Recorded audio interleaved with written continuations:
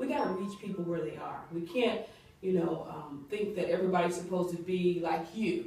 Everybody's not like you. Everybody's not like me. But we have to reach people where they are. So that's a big piece.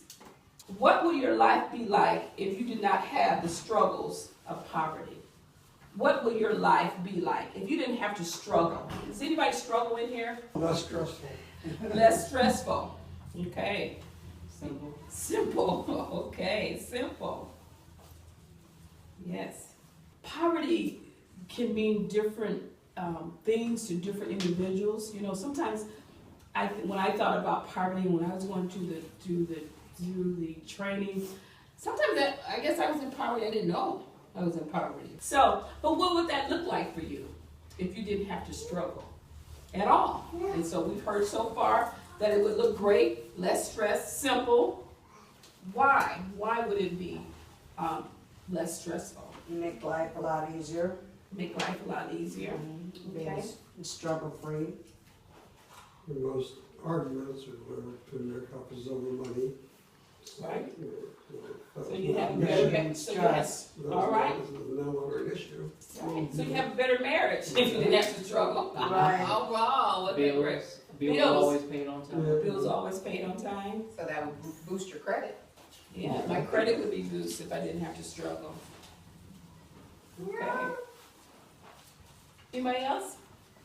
You won't have to worry about things such as how you're gonna, feed your kids and, things like that. Getting them through college, just everyday life struggles. All right. Great, thank you. Okay, what is it that you care about the most? What is it? Family, kids, health, Being happy. happiness. All right. Seeing tomorrow. Seeing tomorrow. All right. I guess for me, I probably would say that my children are successful. If you get to a certain age, Amen. we want to see. And what I care about the most is that the children are. Anybody else feel that way? Yes. That your children are successful, right? It's a very good one. And they're doing the right thing. So family, children, our health, happiness, seeing tomorrow, I like that. Children's successfulness, those are what we care about the most, right? All right. What would you do to earn a living if you could do anything? What would you do? Professional golfer. Professional golfer. You're always at the country club, and if it rains, don't go out. Okay. That would would be you the do? life right Huh? there. Produce music. Produce music. All right. Yeah, that's good. What profession? I used to always want to be a counselor to help children. Counselor? Mhm. Okay. Daycare teacher. You want to be a daycare teacher? Wonderful. Location. Vocation? Okay. What's stopping you? I would say the financial end of it to go to school, Financial end. Okay. because I'm not eligible for financial aid. Okay. I've tried it. So the finance part of it. What's stopping you? I would say my background, cause it's stuff when I was younger. that Background. I Okay. wasn't thinking. Okay. Too late for it to change. So background. Okay. Yeah. Okay. What's stopping you from being that professional fisherman? Tools. Tools? Yep. I see. So maybe like the tools, the purchasing of the tools, or Mm-hmm. okay. So the tools are stopping you. Okay. Would you say that food stamps is enough to take care of a family, though? I would not say it's enough to Okay. take care of a family because I honestly don't know. I mean, when I was a little bit younger and I had my oldest was a baby, I did get food stamps and things like that. But I always looked at it as I could not stay at home to be a stay-at-home mom so if I wanted to, because there's no way I could feed my family off of $450 worth of food stamps. There's just not even a 2-family or a 3-family Right. household. I couldn't do that. I could do that. But Okay. I could supplement working and getting some food stamps. That would give me a push up. Get you a And I push-up. think that's how those food stamps need to be allocated. Just to give us a kickstart, not to be a lifelong commitment to food Okay. stamps. Okay. So thank you for sharing with that. So just a couple more questions. what can people, who are working to fight poverty do that would be truly helpful to you? So what do you think for someone like me and someone like Dr. Beagle, who's traveling all over, trying to talk to agencies, trying to talk to schools, educators, trying to talk to those policymakers? What can we do? What can we do? I think one thing is, like, example, some people, when you're in low income, and they put that label on us of below poverty level, Mm-hmm. and we're applying for these programs like low income housing or, subsidized housing or whatever they call it. They put these stipulations on there, the same as they would do if I was not getting an apartment on an aftermarket price, if I was going to a regular, like, apartment complex. They have all those stipulations. Well, people that they put that label that we're in poverty, our credit might not be that great. We might have had a bad experience when we were younger.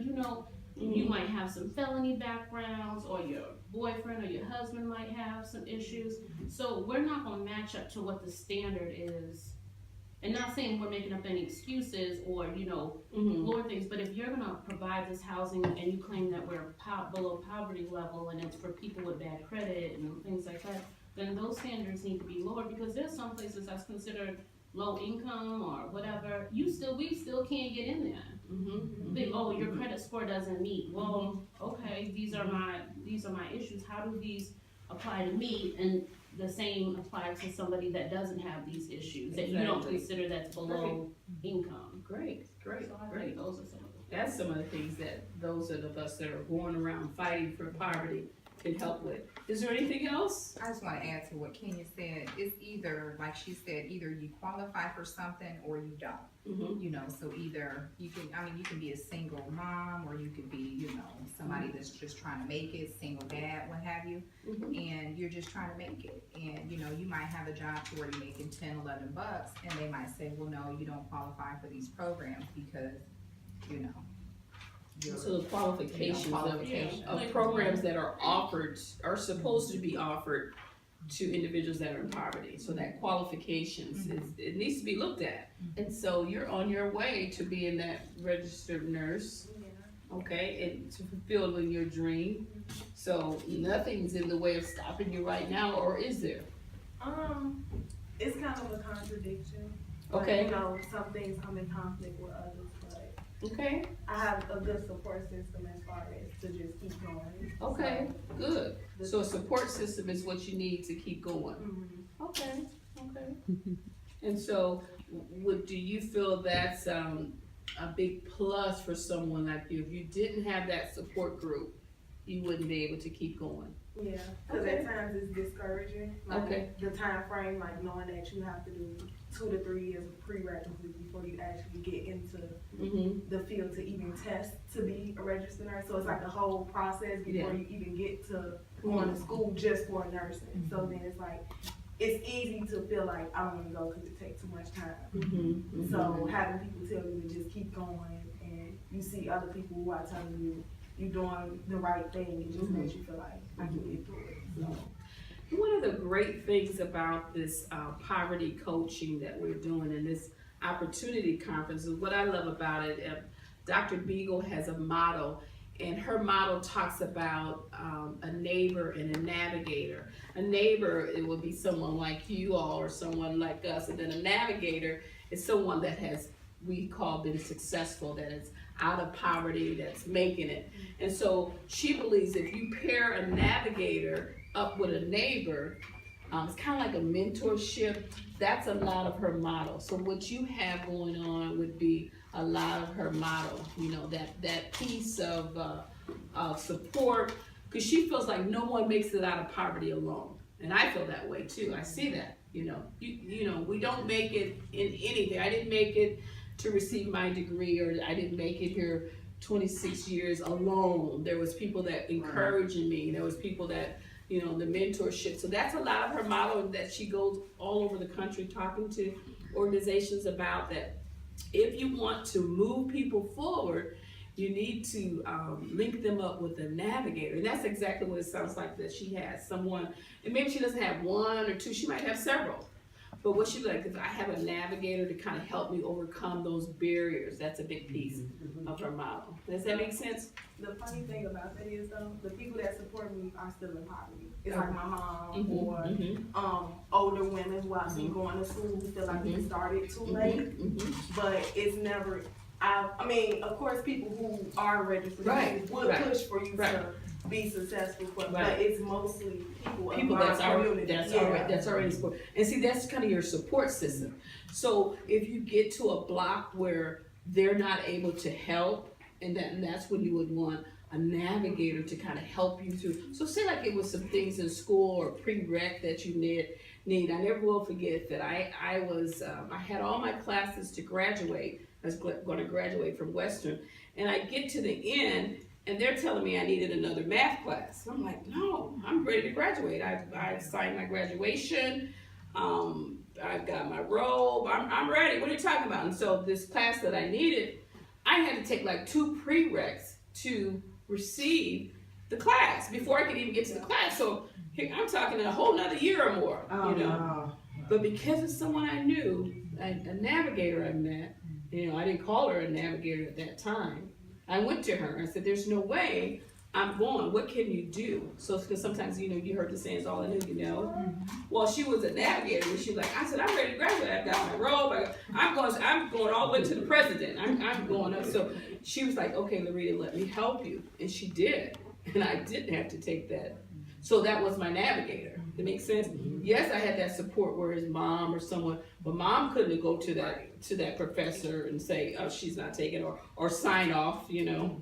So that's kind of what a navigator, that when we talk of a navigator, that's the kind of person I'm talking about. It's somebody that can open those doors and kind of do that for you. And that's what a navigator can help. There's so many things that we see that are barriers for those of us that's trying to move forward. There's something that you think that those people or those of us that are fighting or trying to share with policymakers, educators, all of those individuals that working with individuals in poverty and what they should know, what should we be sharing with them?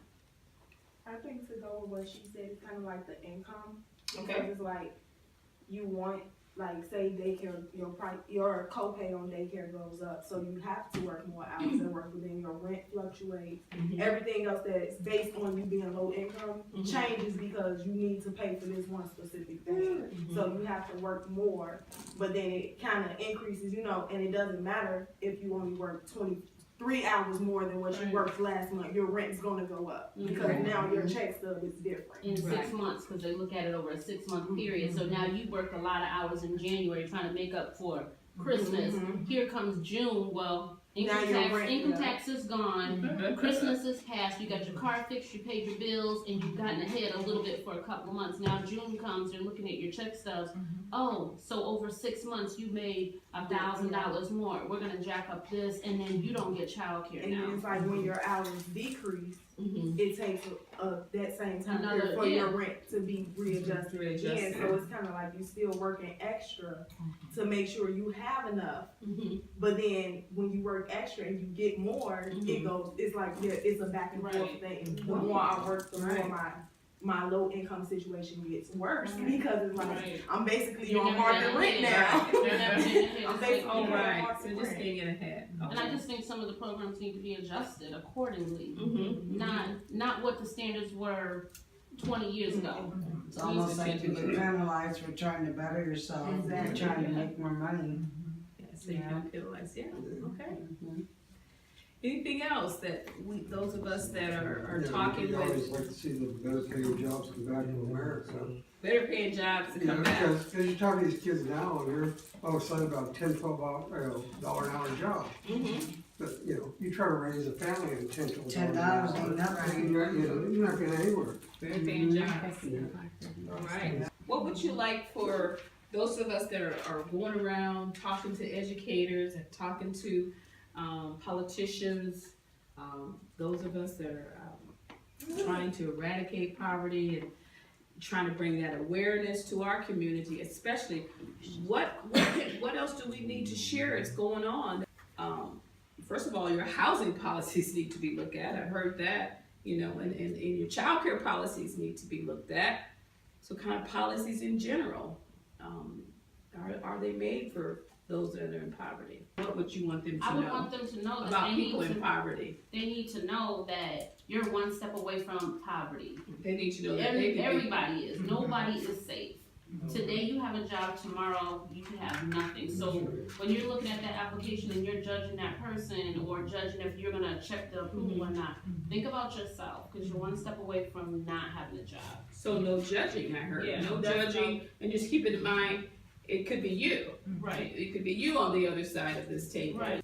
Great, that's wonderful. What about, did you wanna ask the case Yeah, I was workers? gonna say that was because the ones I've encountered, they always look at me like, oh, you're just another young mother. You know, like you don't know the ropes of being a parent. You know, this is the last place you're supposed to be, or Yeah. where's your help? You know, you shouldn't be here. And it's like everybody needs that help. So don't, be so quick to say you don't need to be in here. You need to get out. You're still young. You can work. You can do this, and it's hard. 1 week. Can't find a job in 1 week. And maybe the probation officers should provide meetings like this right here, or So probation officer could, the why probation don't they officers, provide a focus job group? fairs and help the people that would like to find a job fairs for them to go to, or providing information about jobs.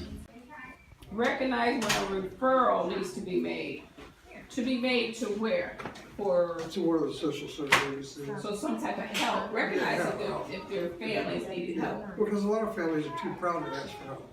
There you go. Like that. Because those are in poverty, just because I'm in poverty, that doesn't mean, I might have my pride might get in the way to help. And so recognize that. And maybe finding a way to approach me with that. Would you agree? Yeah, I think like my son is in Head Start, so Head Start is an income guideline.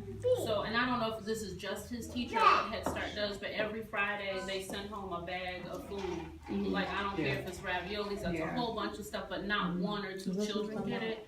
All the kids get it. So they'll make a difference. Right, so you don't know who is really eating it or who's not eating it or who really needs it. It's just all given to each child. So, and there probably is kids in there that are hungry or that's their one good meal at school and that's why they do it. But they do it across the board, so there's no, pointing out a kid that may not get as much as another. Like he was saying, the teacher, they're like the first line of defense, because they know the child and the parent before anybody knows. You put your child in school right away, no matter what kind of poverty you're in. You're still in school, so Exactly. the teacher and they pretty much know what's going on in the community and they know about referring this, program. So they need to know the referrals and resources. The teachers. What about those families that they're giving homework and they don't have a home to go to do that work? What we need is more Martin Luther King centers. We need more after-school programs that don't cost parents anything. Because if I'm already in poverty-stricken and I'm already considered homeless, living in a shelter and my car, how in the world am I going to be able to afford to send them to an after-school program? How would they get there? How would they, if they don't have transportation, their parents are in poverty, they don't have a car, they don't have like some luxury, how would they get to those places? They need to offer that It's kind of deeper than just transportation. the teachers. Yeah. It's the whole It's the whole surrounding of community. the whole. Kids Everybody centers. has And like to. And I know that costs money, that costs the state money, but what do you want? Do you want to pay now? Or do you want this kid to pay later when this kid doesn't get an education and they don't graduate, and then again they're back in the system of public aid, all these things. So do Or we they take the commit a short crime. term? Okay. They commit a crime, and then the state's gonna pay anyway if they commit a crime, because you gotta pay for them to go to State's free, jail. that's right. Right, And, so, and Dr. Meek call them cages. So you're gonna put you in a cage, I better pay. Pay now or pay Pay later. later, right? So I want to hear something from you guys over there. Is there anything else that you want to add to, for those of us that are fighting, are out there? Okay. Maybe more training on the job and not so much qualifications necessary. Okay. Really So training offering once they get to the ethics. job. So more training once they get, because school is not for everyone. Would you agree? Yeah, right, So if exactly. I can get training on my job instead of school, which, if there's 3 things that she talks about, you gotta have that education if you want a better paying job. So education is such a key to the better paying job. So maybe that education on the job training Right, can help. exactly. Okay. We fight poverty, we don't fight the people.